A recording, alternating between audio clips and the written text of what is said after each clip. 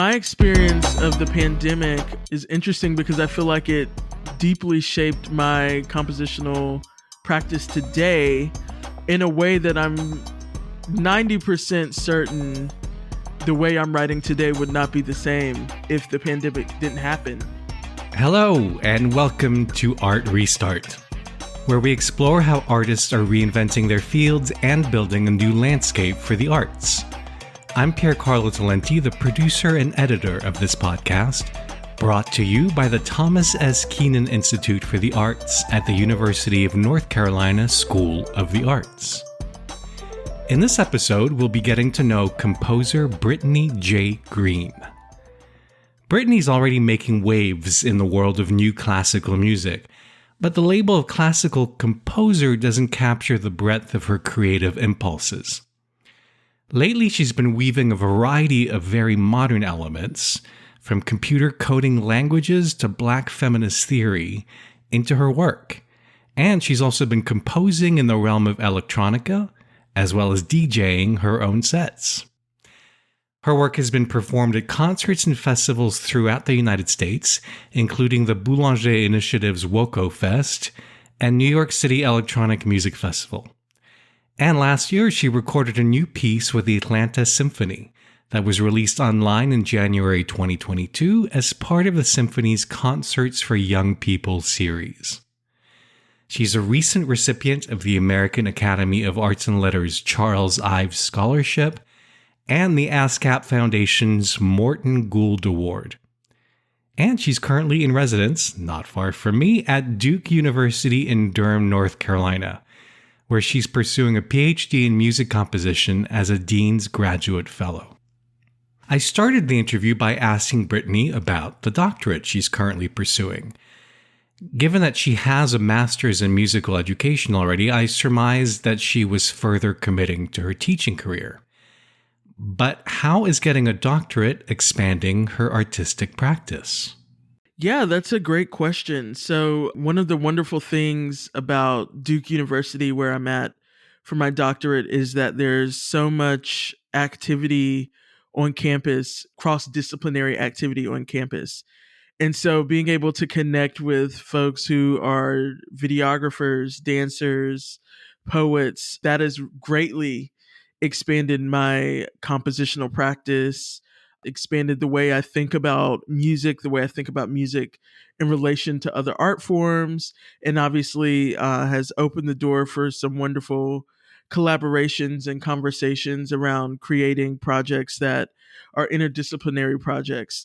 And then on top of that, just learning about things from a variety of disciplines, even outside of artistic disciplines, taking classes that explore feminism or that explore other things, and kind of finding ways to connect that back to the music has been really exciting. And that's something I don't know that I would have had the opportunity to do if I wasn't getting my doctorate and kind of deeply entrenched in both this rigorous academic work and this artistic work at the same time, while also being able to connect with other people who are kind of in the same position, but maybe from a different art form. I have this probably completely wrong view of composers as being very solitary until they actually have to work with musicians. But did you have to teach yourself to be this collaborative, or did it come naturally? I did. I feel like the kind of way that we have structured the collaborative process between performers and composers in a classical music sense. So like, let's say I'm just writing a woodwind quintet and I want a woodwind quintet to play that piece. That structure, that collaborative structure is kind of much like you described. You know, I'm sitting alone in a room. I compose this piece, and then maybe my school is bringing in a woodwind quintet. Or, you know, maybe I'm in a theory class with a woodwind quintet and I ask them, will you play this piece? And they practice the piece. Maybe I come to a rehearsal and give some feedback, and then they perform the piece.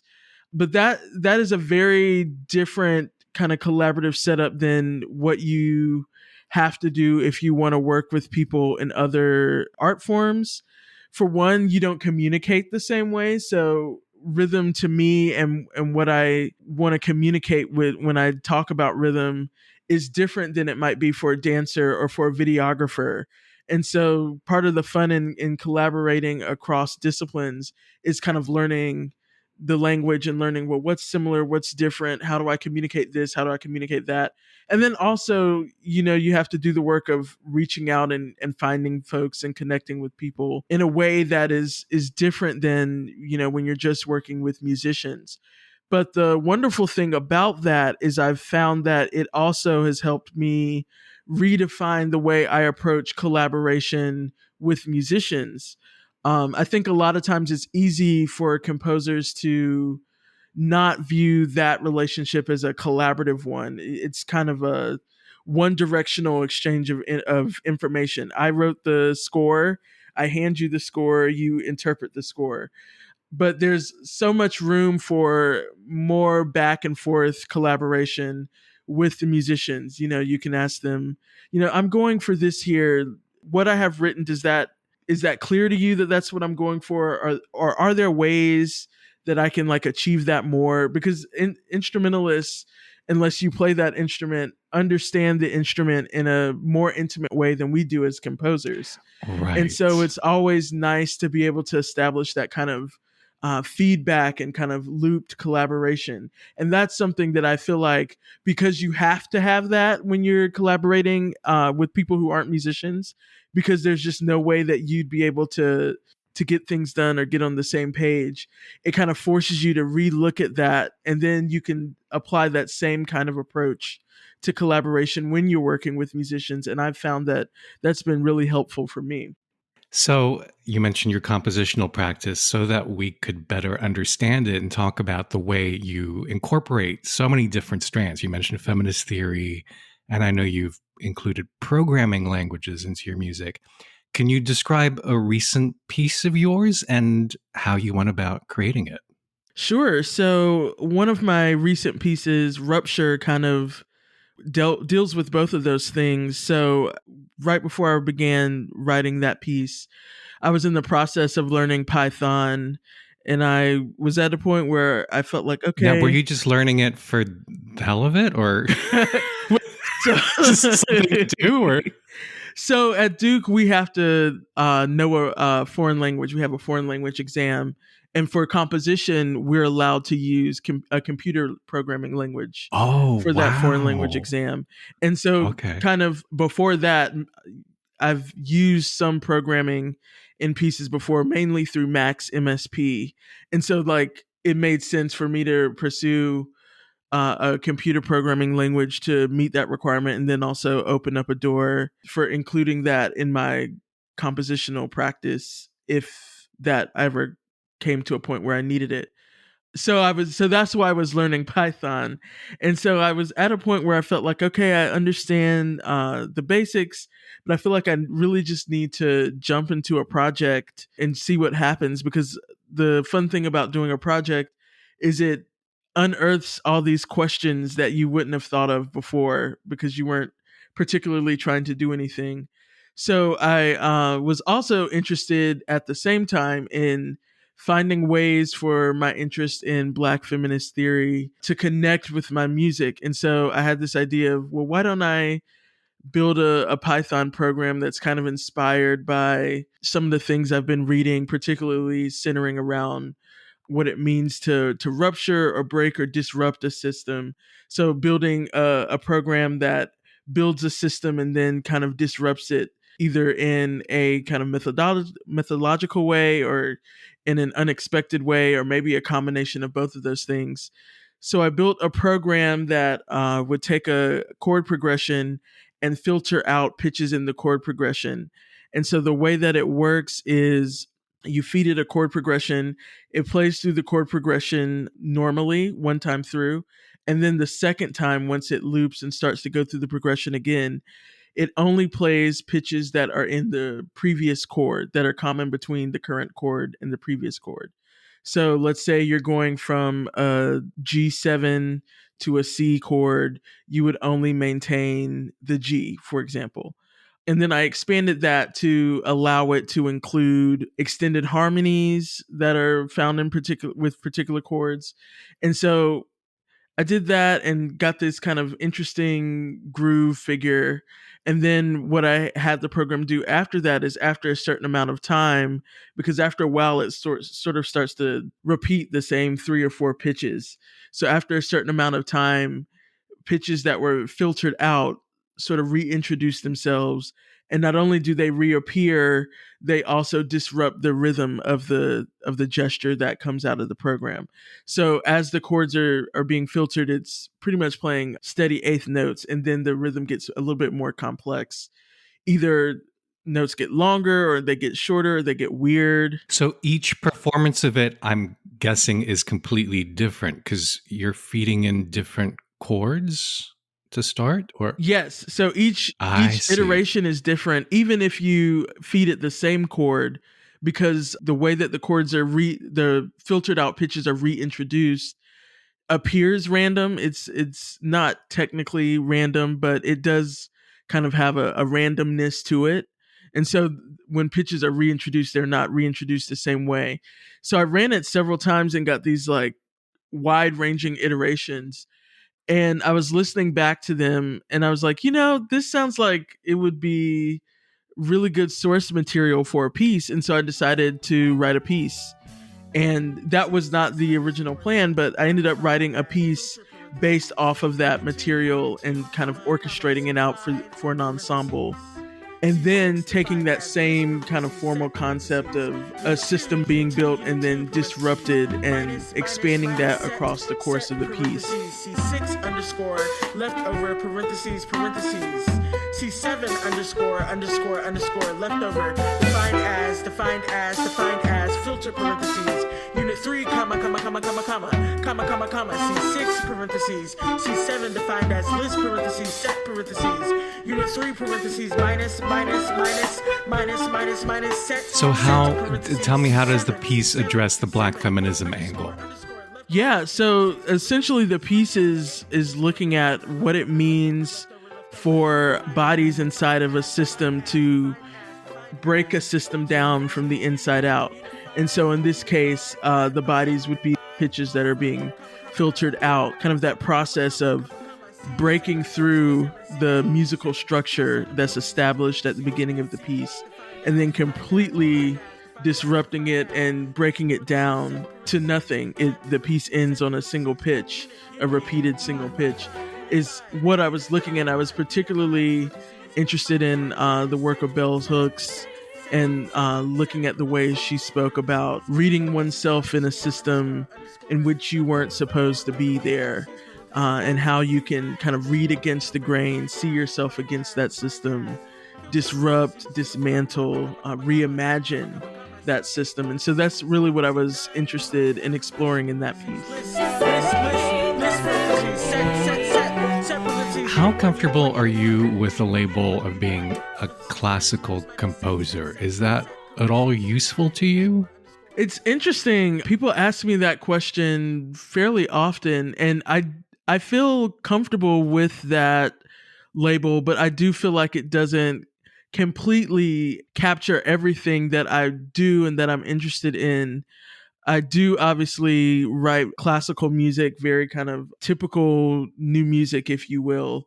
But I also do a lot of other things. I love working with electronics. I love doing a lot of I know there's a picture on your website of you like DJing, like hardcore scratching or something, right? Yeah. Yeah. And so something that I'm also interested in is performing primarily with live electronics, doing improvisation with live electronics, also working with multimedia, doing music for film and things like that. So there's a lot of different things that I'm interested in. And I feel like classical composition is only a piece of that pie.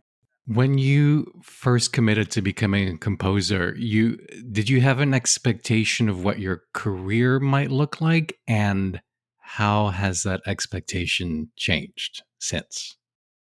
I don't think I had an expectation. I certainly had like things I hoped to do. And for one, when I decided to really start pursuing composition full time, up to that point, I was composing on the side, but my focus and training was primarily in music education. And so I had great, clear examples of like what a music educator was, not so great, clear examples of what a living composer is and does, mostly because we kind of traffic a lot in music by people who are no longer living, or in the band world, because I was a band educator, composers are living, but they're kind of far removed. There's this kind of pie in the sky figure.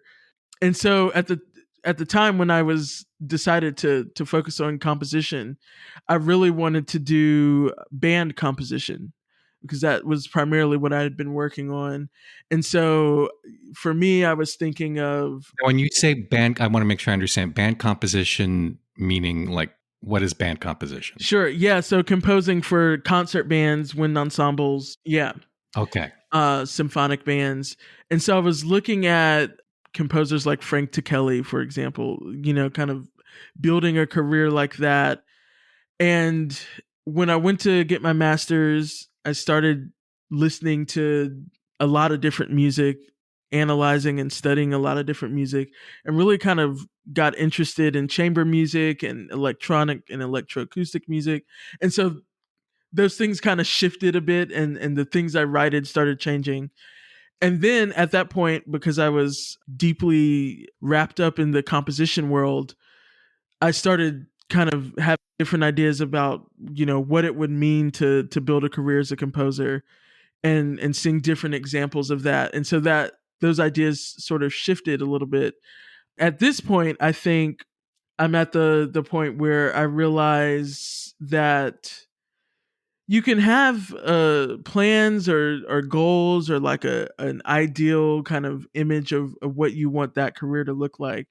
But some of the most fascinating aspects of building a career as a composer are the unexpected things that happen and the unexpected things that shift your career in different ways. Even looking at the type of music I want to write, the type of music I wanted to write 5 years ago is different than the music I'm writing today. Even the type of music I thought I'd be writing 2 years ago, is quite different. And so just kind of going along with the ride to a certain extent, and seeing what happens. It's kind of this interesting dance between having a plan and working towards that plan, but also leaving space in that plan for the unexpected, and leaving yourself room to allow it to take you where it takes you. Well, speaking of unexpected, I'm wondering how the pandemic affected your work. All the collaborations you were doing probably could not proceed. How did you work through that? Yeah, so my experience of the pandemic is interesting because I feel like it deeply shaped my compositional practice today in a Oh, way that I'm 90% certain the way I'm writing today would not be the same if the pandemic didn't happen. So, because everything was shut down and live performances were suspended indefinitely, it kind of makes it difficult to feel motivated to write acoustic music. And so I had already been writing electroacoustic music, and I had done a couple of electronic pieces, but I really, really started delving into that during the pandemic. And then also, that's when I started working on performing with live electronics. And so I started improvising a lot with live electronics. I primarily use Ableton Live, so I started really digging into Ableton and studying it and figuring out different ways to do things, figuring out how to make it a part of my artistic practice. And that deeply shaped my work in terms of, one, just becoming a performer again and performing with electronics, and two, also my approach to composition and really kind of implementing a place for improvisation in that approach, both in terms of creating more music that kind of leaves space for performers to improvise, and then also using improvisation as a compositional tool as a composer. So sometimes I'll have an idea and I'll improvise. I'll do maybe 15 different improvisations with that idea, and then go back and listen to those improvisations and sift out material to build a piece around. Also incorporating electronics into my compositional process, even for pieces that are acoustic pieces. So looking at using programming more, using Ableton as a tool for generating material that I can then pick and pull from to create a piece.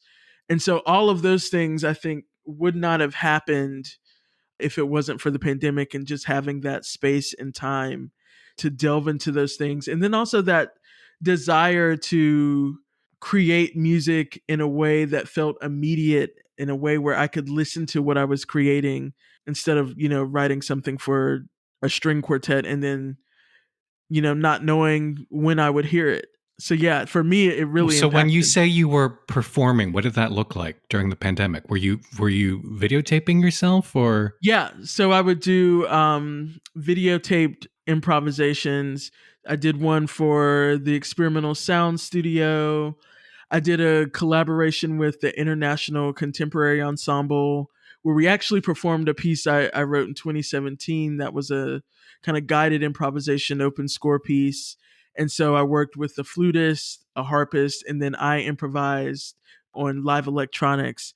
And so we kind of collaborated virtually to put those improvisations together. So one person would improvise, then send their recording to the next person, and they would improvise while listening to that, and then send to the last person, and the last person improvised while listening to the other two performances.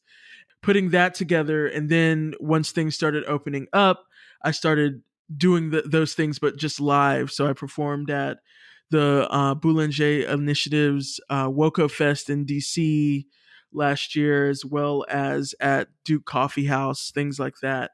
So that whole kind of performance aspect was not even on my radar until COVID. And then some of the ways in which I was creating sound in those improvisations then made its way into the fixed media electronic tracks that I have been composing since then. You teach, of course, at Duke, and I'm wondering, what insight or skill do you think it's most important to share with those students of yours who might wish to pursue a career in music? For me, a career in music requires two very simple things. The first one is being a good listener, and the second one is knowing how to be in community with people. And I know, like, a lot of times when people talk about building careers in music, they're talking about kind of the larger scale things of, oh, if you're a performer, having your excerpts ready for auditions, or if you're a composer, make sure you're writing for this ensemble, and you need to go to this festival and do these things. But I think everything boils down to those two things: being a good listener and being in community. To me, a great musician is a great listener. So being able to listen to a lot of different things, understand what's going on, and remember that and pull from that in your own practice.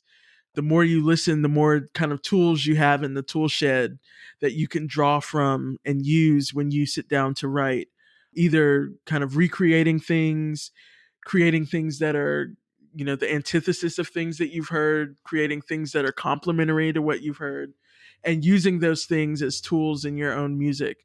And then I think being in community is the other piece, being able to build collaborative relationships with performers or with other artists, being able to champion not only your work but the work of others, to be someone who can kind of help contribute to the field. I always feel like you should give as much as you ask for, and I think that those two things, if you can do those two things, you can do all of the higher level things that are required, and it'll help you kind of shape not only a good career, but a good career that you want. And I think if I were to add a third thing, it would be being open and not letting a particular view of what a career should be kind of pin you down and make you think that you need to do certain things or kind of write certain things if that is not what feels true to you as an artist. And so being in community with people allows you not only to build a career, but to build a career that feels good for you, because you kind of find your tribe. You find people who are doing things that speak to you, people who want to champion what you're doing because your work speaks to them. And I think that that's really important, unless you want to burn yourself out kind of doing something that you don't enjoy. If you'd like to learn more about Brittany and read a longer version of this interview, just head to uncsa.edu/artrestart. The music that you heard during the interview was excerpted from her composition, Rupture, performed here by Mind on Fire, which also commissioned the piece. The audio engineer on the recording was Jason Charney. Don't forget to subscribe or to follow this podcast so as to be notified of all our upcoming interviews with remarkable artists. Our theme music is by Shanghai Restoration Project. I'm Piercarlo Talenti, and on behalf of the Keenan Institute for the Arts, thanks so much for listening.